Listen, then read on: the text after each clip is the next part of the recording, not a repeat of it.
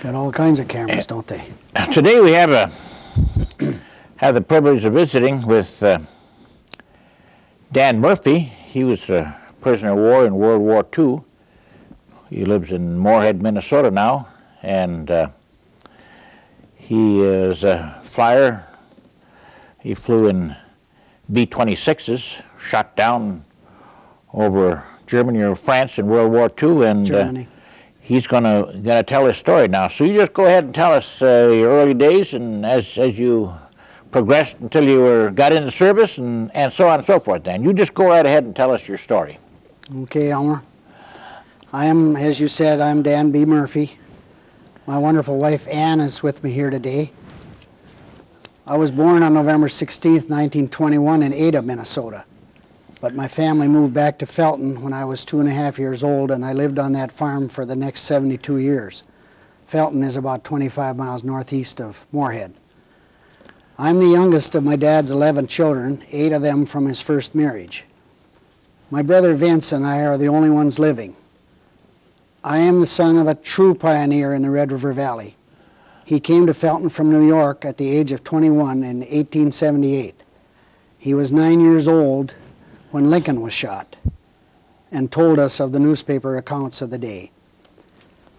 Dad died in 1934 when I was 12, in the worst part of the Depression, leaving us with a fraction of the land he once had and owing more on it than it was worth.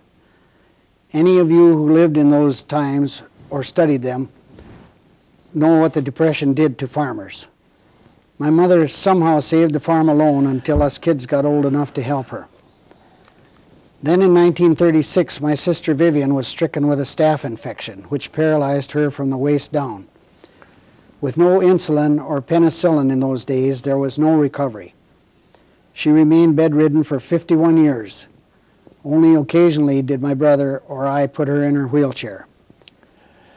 Neither my mother or my sister were ever in the military, Elmer, but they were as brave and resolute as any soldier I ever knew. My mother was a constant companion as cook, nurse, housekeeper, and laundress. She did that job and many others almost with no help until she was 82 years old. Then she still did a lot of the work until she died at 92. My sister died 7 years later in their home. She was aided in those ensuing years, by loving nieces and nephews, nurses, companions, and great neighbors. The complications of her affliction, plus diabetes and the ravages of time, finally did her in. But she outlived 2 doctors that told us she wouldn't live long. And in those 51 years, no one, not me or my brother or any of the neighbors, ever heard either one of them utter a complaint. No, why me or why us? Nothing. Never. They played with the cards that were dealt to them. And people that came to see Vivian always went away cheerful and uplifted. But I better get back to my story. However, any story of my life had to include theirs. I attended grade school and high school at Felton, Elmer. Entered Moorhead State in 1939. I served in the National Guard 1 year at that time. When you were at the college? Yes. Yeah. Now, what did you take in college? What was your major or minor? Did you graduate? Yes, I graduated with the 2 majors, English and Phi Ed. It was kind of a strange combination. I entered the Army. What year was that then you graduated? Well, I didn't graduate till after the war. Oh, I see. Okay, go ahead. Yeah. I entered the Army Air Corps Reserve in June of 1942 at the end of my junior year in college. They thought we would be allowed to graduate, but I was called to active duty in February of '43. I took basic training at Jefferson Barracks, St. Louis. There was a terrible epidemic of flu there at the time. Walter Winchell even mentioned it on his nightly broadcast. Good evening, Mr. and Mrs. America and all the ships at sea. I ask you to pray not only for the boys in Europe and Japan, but for the ones at JB. Jefferson Barracks. Jefferson Barracks, yeah. Anyway, we were getting our basic over with and getting orders to ship out for cadet training. But you couldn't leave if you were sick. I was mildly sick, so when the fever thermometer came to me in the line, I didn't put it in my mouth, and I shipped out to University of Missouri at Columbia the next day. I heard later that the ones who were sick shipped out 2 days later to Moorhead State College back home. That decision no doubt affected my military career and possibly my life, but I have no regrets. Well, you say you went to University of Missouri at Columbia. Yes. And what was that? What kind of training did you get there? Cadet training. Basic training. Yeah. Yeah. Well, basic air training. Yeah. We'd already had our basic training. Yeah, at you Jefferson learned the aerodynamical principles and things like that. Yeah. You didn't fly. No, not at Missouri. No. We were at the University of Missouri about 6 weeks for intensive classroom training. We went to Ellington Field at Houston, Texas for advanced air training, including 10 hours of flight training and a Cub Cadet. We were given a choice of pilot training or bombardier navigator. I chose the latter because of an interest in geography and navigation. For that training, we went to Childress, Texas, where I graduated in April of '44. We then went to Barksdale Field in Shreveport, Louisiana for B-26 training and crew assignment. That's where I hooked up with my crew. Yeah, here's a picture of a B-26 right here. Yeah, here's my crew. Yeah. That's okay. Well, let's show them. Here's the B-26 right here. You can tell a little bit about that plane. You know how many engines it has and how fast it runs. Well, it had 2 Pratt & Whitney engines. They were 2,000 horsepower each, I believe. They were the same engine that the P-47 had. Oh yeah. And we'd hauled about 2 tons of bombs, either 2 one-tonners or sometimes we hauled 100 shrapnel bombs and fragmentary bombs. And it's painted silver on the bottom so that people looking up in the sky, the gunners couldn't see it as well, and it's painted greenish brown on the top so that the fighters above us couldn't see us, pick us out as well. Now, where was your position on that ship? I was in the nose. In the nose, right in here. There's barely room to get in there. I see. I can't. I've been in there lately. There's one left at the Air Force Base, the Air Force Museum in Dayton, Ohio. Oh yeah. And they let us get in there, and I could barely get in. Now, they had in that. Did they have any guns there, or? No, not for the lead. I was mostly a lead bombardier, and so he didn't have a gun in that. Well, maybe you could explain what a lead bombardier is. I mean, who is he? Well, we took flights of 6, usually 18. There'd be 3 boxes of 6 each, and the leader of a box is called a leader, and that's what I was most of the time. You were in the so. I was up in the nose, and I took off and landed in there. We weren't supposed to. You know that much about B-26s. They had an extremely high landing and takeoff speed. They didn't have very much, they were called the frying prostitute because they didn't have any visible means of support. And so we weren't supposed to, I wasn't supposed to take off in the nose, but I did. Now, what about, here's a picture of your crew. Let me put this up, and you can tell who these, you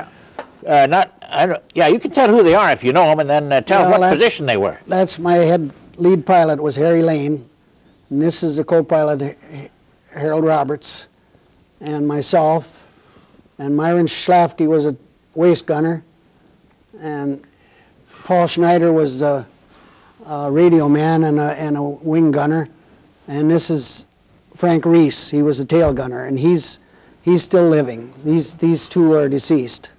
But Frank Reese, I saw him a couple years ago. Now, these were non-commissioned officers, so yes, and these here were commissioned officers. Yeah, the 3 were commissioned, right. Like a captain or first lieutenant or whatever. Yeah. We started out as second lieutenants, but we, after about 10 missions, I think we got to be first lieutenants. And that's a B-26 in the background. Yeah, right. Okay, well, that's interesting. Yeah. Okay. Well, we were at... You took that, you were at training for, you got to be they assigned you as a navigator bombardier. Yeah, that was back at, I took that training at Childress, but we went to Barksdale Field, which is a pretty big airfield, to train in B-26s. And now, did you fly missions and drop dummy bombs or something? Yeah. Or how did you train? Yeah, we did that. Yeah. And But anyway, we went by train to Savannah, Georgia, where we thought we'd be leaving for overseas. But after 3 days there, we were off again by train to New York, where 8,000 troops boarded for Scotland on the Queen Elizabeth. In England, we joined the 9th Air Force, 394th Bomb Group, 587th Squadron. After 1 week, the group moved to Bayeux, France, on the Normandy Peninsula. 3 weeks later, we went to Orleans, France. Then another 2 weeks, we went to Cambrai in northeastern France, as we stayed close to the front lines. Say, I want to just to pause just a second. I want to show this picture of you as a cadet, because this is the uniform you had when you were in cadet training, say at four-year bombardier navigator training. At Ellington and Childress. And incidentally, the distinguishing feature of this uniform, of course, is the large set of wings. You don't have that on your background there, do you know? I think it's, no, this is the bombardier wings here, but. Okay, yeah, we'll show that a little later, but this is the typical, all the cadets wore those on their cap. Yeah. Pilots, navigators, bombardiers, and so on. Except of course, the NCOs didn't have that, I don't think. I don't think so. I don't know, no, that's right, yeah. Okay. Our missions were usually about 4 hours long. We bombed bridges, rail yards, ordnance depots, and troop concentrations at heights of about 9,000 to 12,000 feet.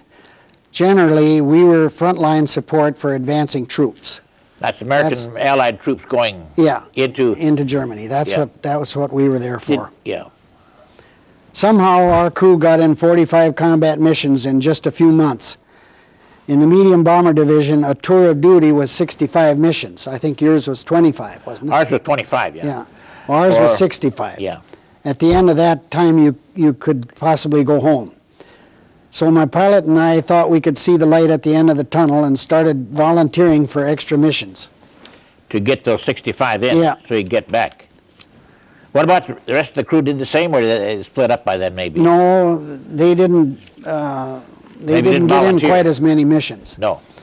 Well, anyway, the light at the end of that tunnel, the tunnel closed for my pilot, Harry Lane and I, on our 54th mission. We were with 6 other men who we had never flown with before. That is 6 other men in the crew? Yeah. Yeah, okay. It was March 23rd, 1945, on a mission to Ahaus, a railroad center in North Germany. Was that in the Ruhr Valley, we'll say, or was north of the Ruhr Valley? North of the Ruhr Valley. Yeah. It wouldn't be along the Ruhr River or along the Rhine. Well, it was probably. Was there any big city near that? Well, it was north of. In the north end. East of the Rhine, about 30 miles, I'd say. Yeah, I see. You were in Germany quite a ways. Oh, yeah. Yeah. We had hit it the day before with excellent results, but in one of those deceptive military moves, I guess the Germans moved supplies and men back in, thinking we wouldn't be back. Unfortunately, one of those men they moved back in was behind the 88 millimeter cannon in a Panzer Division tank, and he was either lucky or he was a good shot. He brought us down from 11,000 feet, despite our evasive action. All 8 men parachuted safely. Where did the shell hit near you, or did it go at the? How was your plane damaged? One engine was burning, and the extinguisher wouldn't work. I see, one engine. But we got quite a bit of flak. I got flak in the hand, and. Was the plane fairly level when you jumped out? No, well, yeah, it was still level. Yeah. But it was getting pretty far down. Was the plane going on its way down? Oh, you bet, yeah. That one, yeah. Had you dropped your bombs? No, we hadn't. But you all jumped out? Yeah. What kind of parachutes did you have? Chest packs or backpacks? Yeah, I had a backpack, yeah. You had a backpack? Yeah, because that was all that was left when I got out of the nose. Yeah. I couldn't, the nose was so cramped you couldn't wear your parachute in the nose of that plane. What did you do then? As you got out, did you put it on? Yeah. You had it laying there? Yeah, I found it. Found it. I was scared for a while. I was wounded in the hand, and Lieutenant Zell had a severe wound in the foot, for which he was hospitalized by the Germans. I was seen by a German doctor who bandaged me and gave me medicine. I received the Purple Heart a few years ago with written testimony from my pilot and my doctors. I was the second to the last one out of the plane because I had to get out of the nose section. By the time Harry Lane, the last man, got out of the hydraulic lines were ruptured, and he had difficulty getting out of the nose wheel doors. The plane was so low when he got out that the men in the rest of the planes on our mission didn't see him. So they reported only 7 parachutes, and the authorities assumed that one had been killed or downed with the plane. That was him then that they assumed? Yeah. The pilot? But we did all get out safely. So our folks didn't know until after the war what had happened to us. As you know, there was no communication from prison camp. Now, okay, after you got shot down, could you tell where you landed and what happened to you there? It's coming. Okay. As you could guess by airplane speed and parachuting one at a time, we were separated somewhat. I came down on the edge of a little village. I was so busy trying to keep from coming down on some power lines that I didn't see the gathering crowd. I barely caught the power lines, and they probably broke my fall somewhat. It was optional to carry your .45, and I didn't have that with me that day, and I was probably better off not having it, being I'm here to tell you the story. Some people in the crowd had pitchforks and clubs.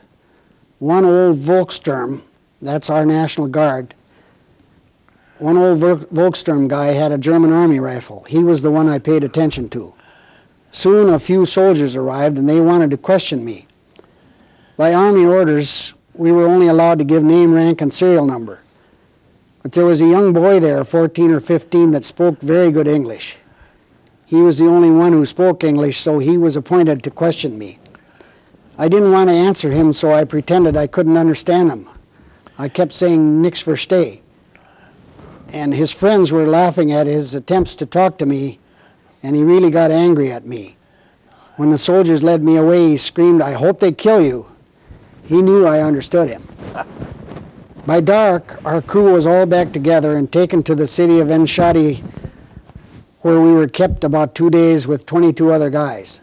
That was a pretty large city, Elmer, about 100,000 people, I think. Was that kind of a jail then you were in, or a school or something? kind of a temporary jail. Yeah. I know there were 30 of us because just like the American Army, they'd send a different guy to check on us about every 2 hours, and his head would bob up and down, and then he'd say, "Dreisig Mann." Well, that's the way we learned that there was 30 of us. We went from there by boxcar through the big cities of Bremen and Hamburg. They apparently didn't have central railroad stations like our cities, so they would march us to a different station in the city to continue our trip. I think they also were showing us to the people to try to convince them that they were winning the war. We were kicked out. That is all 30 of you were now in a group that's marching. Yeah. We were kicked at and spit upon, but no serious attempts at hurting our group was made. In Hamburg, there was a real Allied air raid when we were walking, and we were allowed to go into an air raid shelter. Our room was marked Kriegsgefangenen. You know what that means, Elmer. That's German for prisoner of war. I think ours was the poorest shelter, but as they say, any old port in a storm was welcome to us. We went on east to Peenemünde. That was where we got our... What did you, in a train or walk? No. Train. Train. Now that's over towards Poland. Yeah, it's that way. Yeah, it's on the north side of Germany. Yeah. That was where we got our official interrogation. I later learned that town was where they invented and launched the rockets on England. They were probably shooting them at you, Elmer. Did you see any of those rockets that go up in the air from? Yes, I saw a lot of them. That was where they. And did they land near your air base at all in England? No, they were shooting them out over the Baltic. Oh, but they. That is the missiles. Yeah. Now the V2s and the V1, those rockets were built there, and then they were sent over to France, and they used them to shoot them into England. Oh, I thought they shot them to England from there. They didn't. Huh? No. The launching pads were. They couldn't go that far, huh? They couldn't go that far, no. Yeah. Well, the interrogation was not too eventful. They knew the Geneva rules of war and basically were satisfied with name, rank, and serial number. However, they gave our crew some hassle about why we had 9 crewmen. We didn't have 9 crewmen. We had 8. But the usual crew was 6, but we did have 8 that day for some reason not known clearly by us. We were leading a flight, but we had done that many times before with only 6. Probably it was to train more people. One man was on only his 2nd mission. Another, who I contacted a few years ago, was only 19 years old at the time. Most of us guys were 21 to 25. Now, did you have any, what about the food now from the time you were shot down, we'll say, until you got to that interrogation center? Your eats and drinks and so on. They didn't give us much. No, I realize that. That was very little. Yeah. I think we ate about once a day. You don't remember what you ate or what they gave you? It was a barley soup. Yeah. And black bread. And water, maybe. Yeah, yeah. The Germans gave you that? Yes. On the train? Well, not on the train, but before we left. I see. And then between times, I think. Yeah. How long was that ride from? Golly, I don't remember, Elmer. Were you shot down until you got to Peenemünde? I think we stayed overnight in Peenemünde. Yeah. But the whole trip is only 400 miles, I suppose, in Germany. Yeah. That's Yeah. about as wide as Germany is, Yeah. isn't it? Well, anyway, those 2 newcomers got the bad luck of going on a mission where Harry and my luck ran out. But being we all lived, thank God, they probably weren't any worse off for the experience. They might have had worse luck on a later trip. Anyway, I diverted from my story. The interrogators insisted they found human remains near the wreckage of our plane. Being they had 8 of our crew, they said we must have had 9 men. When none of us would admit that, they held some of us in solitary a couple of nights, but eventually let us go. I personally think they were lying to us in some unknown ploy or trick, or else a curious German farmer just got too close when the bombs went off. One or the other. From Peenemünde, we were taken to Stalag Luft 1 at Barth in northern Germany on the Baltic Sea. The weather was cold and very damp, but not much snow that winter as I remember it. Did you walk, or did you walk or on a train? No, we were on a train. On a train. You went to Barth then and unloaded you there. Yeah. At the camp. Yeah. Okay. Was there much snow that winter? No, not much. That's not what much. I thought. There was maybe 3-4 inches or so. Yeah. There were It was 8,000. mild because you see, this was right on the edge. This was on the Baltic. Yeah. Yeah, right on the ocean there. Yeah. Yeah. And fairly mild. Fairly for that mild reason, climate. Yeah. Not much. You've damp. probably heard all this before, but there were 8,000 prisoners there at Stalag Luft, all airmen. That's right. I think it was supervised by the Luftwaffe. I believe that was in our favor, that if it had been stormtroopers or regular army, we would have had more harsh treatment. They took our money, but let us keep our billfolds. I had 2 things in there, I still have them, that I'd like to share with you. One is the poem High Flight, which some of you may be familiar with. That's part of it there. It was written by John McGee, an American who was killed flying for the Canadian Royal Air Force in World War II. Here's part of it. Oh, I have slipped the surly bonds of earth and danced the skies on laughter-silvered wings. Sunward I've climbed and joined the tumbling mirth of sun-split clouds. Up the long, delirious, burning blue, I've topped the wind-swept heights with easy grace. I've chased the shouting wind along and flung my eager craft through footless halls of air. And while with silent, lifted mind I've trod the high, untrespassed sanctity of space, put out my hand and touched the face of God. Had you ever heard that poem, Elmer? Yes, I've heard it, yeah. And you've done a lot of that. Well, You've trod that high, untrespassed sanctity of space. I've been up there, yeah, that's right. The second slip of paper I kept was a commendation our group received from General George Patton, who was engaged in the fight of his life in the Battle of the Bulge below us. I copied it off our squadron bulletin board just a few weeks before we were shot down. In part, he said, "Your bombing on the German towns of Merzig and Pirmasens will assist this army in cracking the Siegfried Line and defeating the German nation. The willingness of your men to go in against heavily defended targets is an inspiration to the men of this army. I wish to express you our admiration for your magnificent efforts." Reading those words sustained me some when I was sitting in solitary. Now, I just want to take a little break here. I want to show this picture here of B-26s.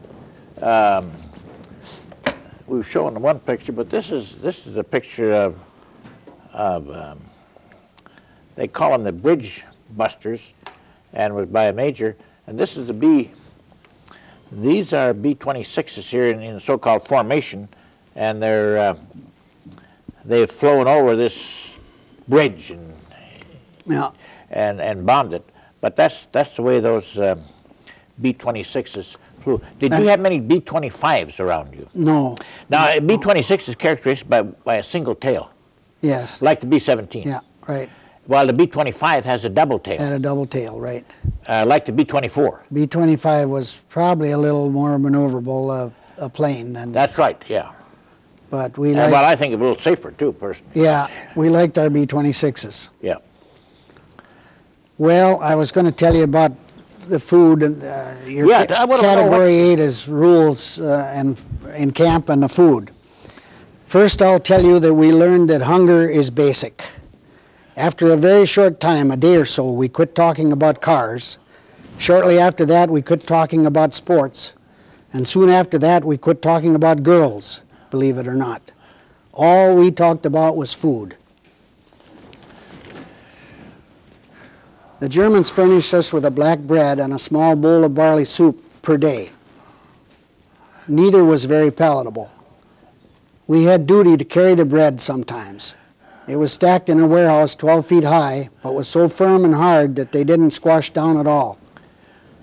One day my friend John Ricola and I had that duty. We were at the end of a line and he whispered, "Let's try to escape."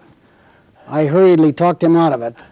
I don't know where we would have gone, broad daylight in a camp surrounded by 12-foot barbed wire and armed guards every quarter mile or so. Besides, we had been told by General Eisenhower 3 months previously to not try to escape if we were shot down. Anyway, Ricola is still happy and healthy, living in Michigan. As you may have realized... He's the guy that does the building and so on. Yeah. Yeah. What was he on the plane again? He was the second bombardier going along for training. Okay. He was the flight officer. Yeah, he was flight officer. So you could mention a little about what a flight officer is.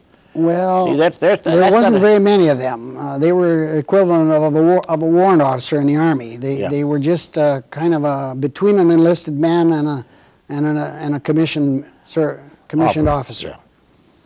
And there weren't very many of them. Now they had what they called the flying sergeants. Did you ever run into anyone like that? Not pilots or anything. Did you? No, but they did have some pilots that were sergeants. Early in the war, they did. That's right. Yeah. Yeah. But warrant officers, flight officers, they had, I think, until the end of the war anyway. As you may have realized, that wasn't much food for 22-year-old men. Personally, I feel the only reason I only lost about 8 pounds in 8 weeks was because we received Red Cross parcels. I have been forever grateful and a modest contributor to the Red Cross ever since. We got 1 parcel per man every 2 weeks when we were there, when I was there. It contained a can of Klim, which was milk spelled backwards, that's powdered milk, Spam, sugar, salt, cigarettes, and a chocolate D-bar. Do you remember anything else, Elmer? Well, that was essentially the things they had, yeah. That was. I gave my cigarettes away because I had never smoked, and I still have never smoked. My dad had told me not to smoke. I wish he'd lived longer. He might have given me a lot of other sage advice. Once in a while, I got a D-bar for my cigarettes. Anyway, we had 18 men in our room, and we pooled our resources. 4 guys volunteered as, I got quotation mark around cooks because they really couldn't cook, but they were in charge of doling things out. There was, as I remember it, almost no wrangling or cheating. What kind of, did you have a bed? Yeah, we had a straw mattress and bunks alongside of the walls. Kind of shelves? Yeah, a shelf, yeah. More. Shelf, and you slept. And it was a fairly large room with 18 men in it, you know. Yeah, you put your feet towards the wall then? No, it was you slept parallel to the wall. Oh, I see, parallel to the wall. Okay, yeah. Okay. I remember one time they tried to make a cake by crumbling up the German bread into some kind of a flour and mixing it with powdered milk, sugar, and the D-bar. I remember it was better than the bread, at least. The Germans again were honoring the Geneva rules of war. They could have taken those parcels or refused to give them to us. I guess they did take some. But all in all, I'm sure glad we didn't receive the harsh treatment and starvation that the Japanese handed out. A few days before our liberation, we heard that Hitler had ordered that all POWs be killed. Do you remember that, Elmer? Yeah, I remember that. That was just verified here again in the papers a few days ago. Dakota says the guards gave his group coffee cans to dig trenches for themselves if there was strafing. Admiral Goering, or whatever his title was, he later took credit for nullifying Hitler's order. We were liberated by Russian ground troops. The first thing they did was to make us wear black armbands, like they were doing, in mourning for President Roosevelt's death. They said if it wasn't for him and his Lend-Lease program that they'd all be dead. I'm sure a lot of German women and men in that little town of Barth had to give up lots of dresses and suits to make 8,000 armbands, but we got them. Now, when those Russians come to the camp, could you tell how they come? Are they storm in there? Are they a lot of tanks? We could hear them coming. Yeah. You were there. Of course, every man has got a little bit different story, you know. We could hear a lot of gunfire and cannons there, yeah, sure. And then the German guards were gone. That's right. And then pretty soon the Russians arrived. Yeah. My memory isn't as good as it should be. But I brought up Roosevelt. Now let me digress for a few seconds. As president, he took us out of the greatest depression in history that had started and increased long before he took office. He took us through the worst weather in history, the Dust Bowl of the 30s. He took us successfully through the worst war in history on two fronts, 12,000 miles apart, against three of the world's strongest dictators. And he did most of that from a wheelchair. And we don't even have a day to remember him. That bothers me. Getting back to April of '45, the Russians wanted to march us to the Black Sea, 1,000 miles, to be shipped home from there. Our higher officers, we had some colonels there, managed to convince them to wait a few days and we would be flown out. In the meantime, they let us roam the countryside. A number of us saw a rabbit go into a bush. We surrounded it and caught it. One of our guys had gone to veterinary school. He dressed it out, pronounced it free of tularemia, and was it good. That was the first fresh meat we'd had for a long while. The Russians brought a few old cows into camp, but I don't remember getting any beef. Within a few days, the B-17 Fortresses and B-24 Liberators came to a nearby small airport and found room to land. Here's a picture of a B-17. Yeah, well, they were one of the greatest planes in the war, and I'm sure they were the greatest bomber in the war. Was the B-17. They were the greatest bomber in the war. That's right. But they just didn't have enough cargo planes to come after us, so they sent B-17s and Liberators. I think they hauled them out on one day, didn't they? I think it was 2. 2 days maybe, yeah. Well, they put in about, 25, 50 in plane? Yeah. Yeah, quite a few anyway. There were hundreds of planes. The Russians stood with their mouths open in awe. They didn't know there were that many large planes in the world. They flew us to Camp Lucky Strike back in France. I left my pilot and good friend Harry Lane there and didn't see him until 2 years ago at a squadron reunion in Akron, Ohio. He lives in Hawaii and wrote me by email just last week to help refresh my memory for this occasion. My other pilot, Harold Roberts, lives in Kansas, and he also wrote to offer some of his memories. Thanks, guys. I appreciated your letters. At Lucky Strike, we were given good food cooked by GIs and served by German POWs. Do you remember that, Elmer? Harry was the one that remembered that. Yeah, he got served. That little instance I don't remember. I remember that they had a tent. They had about 25,000 people eating in that one kitchen. Well, you see, the tent wasn't very big, but see, after you ate, then you would run about a mile down to the end of the line to eat again. To eat again. See, it would be about another 3-4 hours. Yeah. So. Yeah, I remember that now that you say it. That long line. Yeah. Now, the one strange thing about it, of course, this is kind of, they had chicken, and that chicken tasted like it had been in dipped in kerosene or something. I couldn't eat it. Is that now, right? I don't know whether that's just my idea or most of the guys, they just ate it. They never complained at all. I didn't get any of that. Of course, they didn't know the difference, some of those guys. They just ate whatever. Anyway, that GI white bread tasted like angel food cake. That's all we got until chow time, a couple hours later. They had issued us new clothes. Harry says I traded my new combat boots for a jar of peanut butter, which we devoured with the bread. I must have liked the boots I had. And they gave us a portion of back pay. I don't remember how much. I got a special leave from Lucky Strike to go to Paris. I went to SHAEF headquarters, that's Supreme Headquarters Allied Expeditionary Force, to find out what happened to my nephew Claire Mullen, who had been listed as missing in action since October. The news was bad. A B-24 first pilot, he was killed in action and was buried in Belgium at Flanders Field.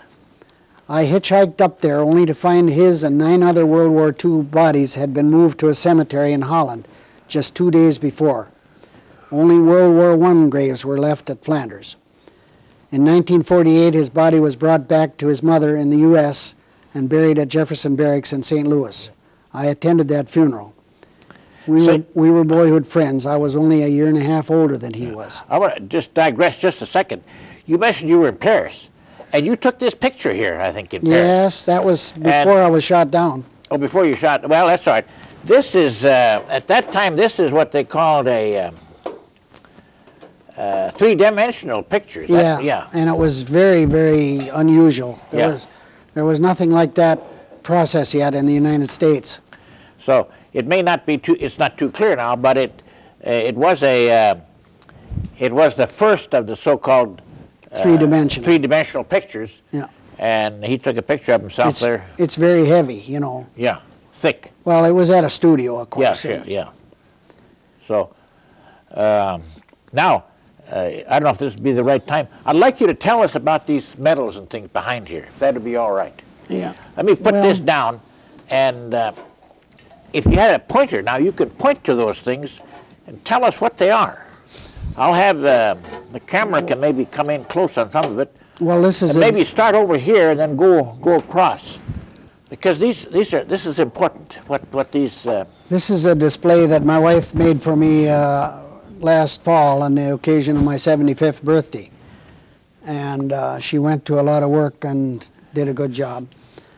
The medal on the left is the Purple Heart. That's over in this left-hand corner, yeah. Next one is the Air Medal that I got about 10 or 11 clusters. We got a cluster for each 5 missions. Yeah. And then some French coins, and this is my dog tag from the service. That's the American one. The top one is the small one. And the bottom one. That's your name and serial number. Yes. And the bottom one is your Stalag Luft prisoner war tag. What number was that? Boy, I don't know. It looks like, jar something loose here? Just leave it. That's all right. The number is not important. I was just going to say mine was 6135, but that's okay. And there's a copy of my discharge and a picture when I was first became a second lieutenant, and a newspaper account from the Fargo Forum that, as you can see, it's good news and bad news on the same day. My mother got the news that we were safe, that I was safe, through the American Red Cross. And on the same day, she got news that her step-grandson was killed. In Europe? In Europe, yeah. That's that nephew that I went to try to visit his grave. Oh, yeah, okay. And this is a POW medal. What's that little plane there? Is that the B-26 right down there? Yeah, that's a B-26. Okay. And this is the French Croix de Guerre that our group was given. The French Croix de Guerre. And that's a little copy of what left of that poem that I carried in my billfold. Okay, tell us what the others are too now. I thought I did, Elmer. Well, no, you got the POW. Yeah, that's the POW medal. The one right here, yeah. This one is. Yeah. And this one is the French Croix de Guerre. And then there's the silver wings that you got. Well, yeah, that's the bombardier wings. Yeah. And these are cadet wings. Sure, yeah. But those you got when you graduated and become a second lieutenant. Yeah. Yeah. I got these bombardier wings, yes. Sure, yeah. I think you had it, yeah, there was on your hat too. I'm going to just put that hat over here just for a second. Yeah. Hard to see it, but it's ex-prisoner of war hat there. See what's on the other side here. Oh yeah, that's your bombardier wings there. Well, the next category that you wanted was return home. I went back. Yeah, when you got to this was from Lucky Strike now. Yeah, I went back to Lucky Strike a few days later after being in Belgium and shipped home with the late arrivals from POW camps. My Liberty ship took 13 days. I had come over on the Queen Elizabeth in 3.5. So that was kind of a disappointment to take 13 days going back. Was that a troop ship that you come back on? Just a Liberty ship. Yeah. Oh, just a Liberty ship? Yeah. It wasn't a regular troop ship? No. Just What a did you small... have? Did you eat? What kind of, did you have bunks or beds or hammocks? Boy, I think we had beds. Yeah. Me and an officer, like you. And then you ate there, pretty good food, I suppose, on the ship. Yeah, I don't remember that well. It was... Well, I just couldn't believe it was going to take 13 days. We did hit some bad weather. And well, I went back on a regular troop ship. Took about 5-6 days. I mean, yeah. But that is a regular Army troop ship. Well, that's what I'd have probably got if I didn't go to Paris first. Now, were all these prisoners of war on this ship that you were on? Yeah. Yeah. Yeah, all prisoners. And where did you go then on the ship? Where did you We land? went to New York. New York. Yeah. And I took a train back to Fargo. Well, you went to from New York. You went to Minneapolis, didn't you? Fort Snelling? I don't think so. I would think they gave me a leave to go right home. Did you get some pay and so on at New York then? In New York, yeah. And then you went right to Fargo. Yeah. And my homecoming was joyous. When I hear the song, "The Green, Green Grass of Home," I always think of that homecoming. Yes, when I stepped down from the train, they all came to meet me, arms reaching, smiling sweetly. It was good to touch the green, green grass of home. And of course, I wasn't dreaming like the poor guy in the song. Now this is in Fargo now, the Great Northern, I suppose. Well, it could be NP too. Yeah, it was a Great Northern. Yeah, Great Northern. A few years later... Now, were there others on the plane, other train from North Dakota that you remember? Not that I remember, No. Elmer. I'm sure there was. It was a passenger train that took all kinds. Yeah, okay. Yeah.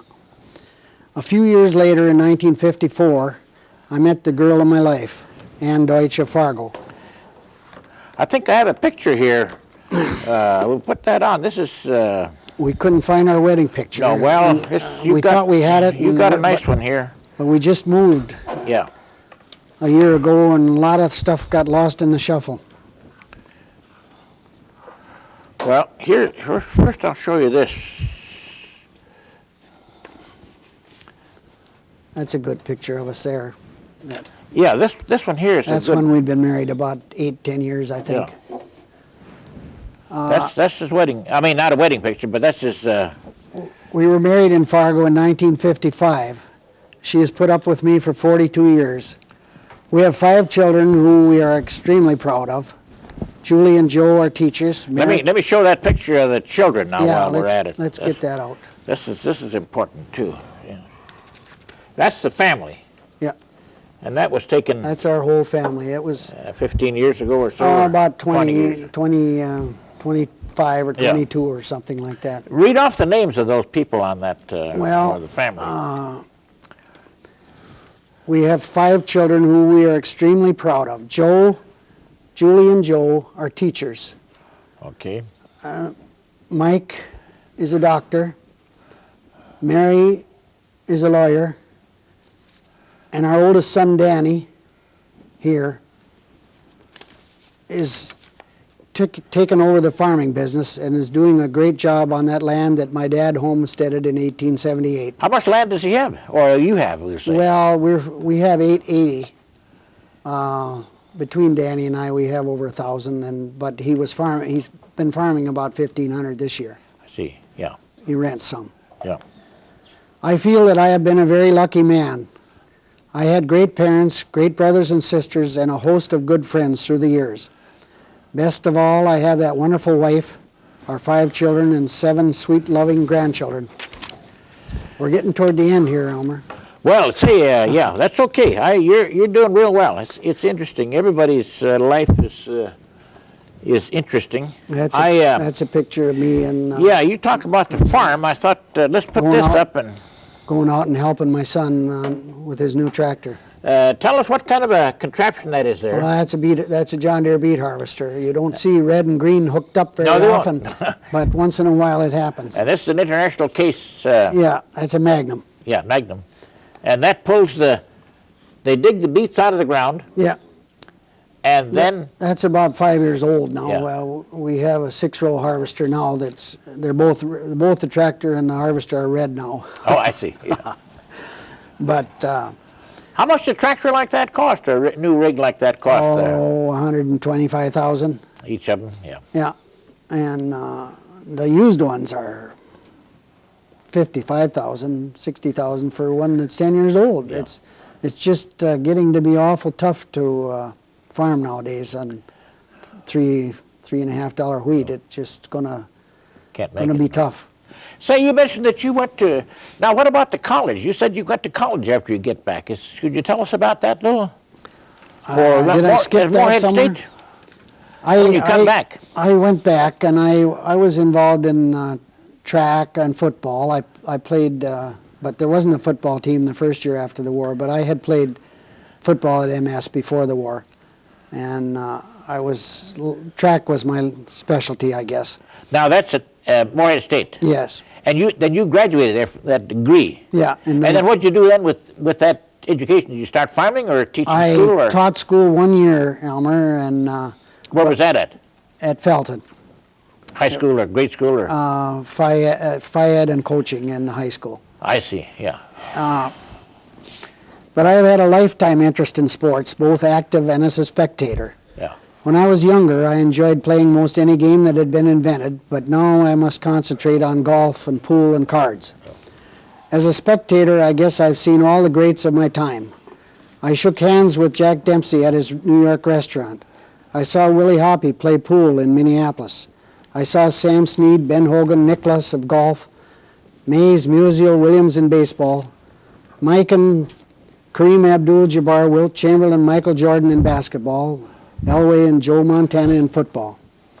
I now realize that some of my interest in sports was misguided. I should have been working harder. The old German was talking about me when he said, "We get too soon old and too late smart." I want to thank Elmer Lian for thinking up this project and devoting so much of his time to it.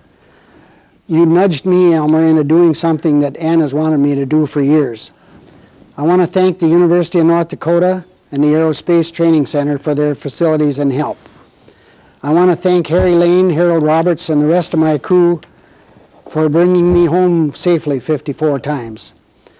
And I want to thank you people listening and watching. I want you people listening and watching this to appreciate what soldiers, sailors, Marines, and airmen and women have done to preserve our freedom. Please remember those who flew when the skies weren't so friendly. And thank God for allowing me to be here to tell my war story 52 years after it happened.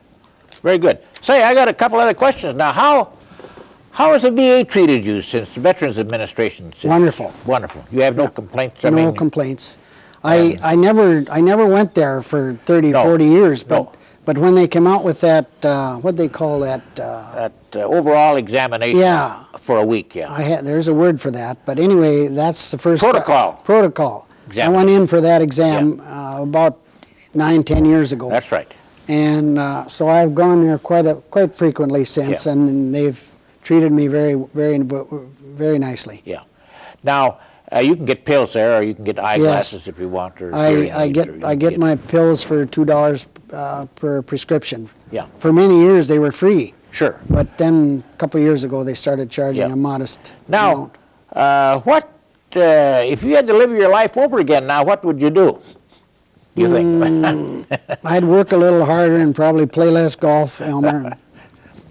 I would have tried to acquire a little more for my children, I think. Yeah. But I got too soon old and too late. What do you think about the young people today? We'll say, you know, high school kids or grade school, college kids, compared to the students boys and girls that you went to school with here 50, 60 years ago. How do you think they would stack up in case we had started another war? That's what I'm asking. Oh, I think they'd do very well. You think so? Yeah. They can't spell worth a damn. No. But that isn't going to be a big thing in wartime. No. I think the youth of today are okay. Yeah. It's a different world than we lived in, but well, sure. Yeah. I guess that's to be expected. Yeah. Now, how is the health of your family? I mean, your health and your family's health and so on? Well, I'm reasonably healthy. I had a bypass 14 years ago, and it's evidently worked out very well. You do much doctoring today? Not a lot, but I go in for checkups. Yeah. My doctor, Ingebrigtsen at the VA, would probably laugh if I said I didn't go very often, because he sees me about every 6 months. Oh, yeah. Ann's health is good, and the children's are all in good health. Yeah. What else did you ask? Well, do you have any special hobbies or collecting money or something like that? Or? No, I like to play. I play golf an awful lot, and I love to play pool. I play at this senior citizens there in Fargo a couple mornings a week, and they have. Do you ever go to the YMCA there? Or? No, I don't. I don't belong. You know, the guy that ran that YMCA for many years, I can't remember what his name was. He was a POW in Korea. Oh, is that right? Yeah. Oh. He died here about a month ago. Oh, yeah, I probably heard of him, but I can't put my... I can't, his name slips my mind, but he was the head of the YMCA in Fargo for 25 years. No, we often thought about joining that even when we lived at Felton, but it was too far. And now you belong to the prisoner of war organization there in Minnesota. Yes, yeah, the Red River Valley. Red River Valley, yeah. We call it, yeah. Yeah. And do you have, I mean, I've interviewed you and others, you know. Can you think of anyone now that down with your group that would like to be interviewed and would have a nice story to tell like you have? You've done a lot of work there in getting your story together, and I'm sure that your children will enjoy what you have to say. I hope they do. Yeah. No, I can't think of any right now, Elmer. Yeah, I've got some names, and I know a couple. This Harold Roberts in Kansas I'd like to, he'd be a candidate, but he's too far away. Yeah, I have some too that are far away. Yeah, and Harry Lane in Hawaii. Yeah. Well, you'll get copies of this tape and you can send him, see, or you can make copies. Yes, that's what I'd tend some for each of my children, and I could use at least 10. Yeah, well, I'll see what you get. I can make copies at home, so there's no big problem. That'll be wonderful. Yeah. So, is there anything else you'd like to say now before you go back to your home there in Moorhead today? And just further words of appreciation to you for devoting your time. Well, I'm a small part. This must be taking a lot of your time. No, I'm glad to do it. And this is a magnificent studio. I didn't dream that there was a studio like this here. It's well, this is real high class. Great facilities. Yeah. So, well, thanks again, Dan, and you have a long and fruitful life ahead of you. And I wish my wife could have... Stay out of trouble, let me put you.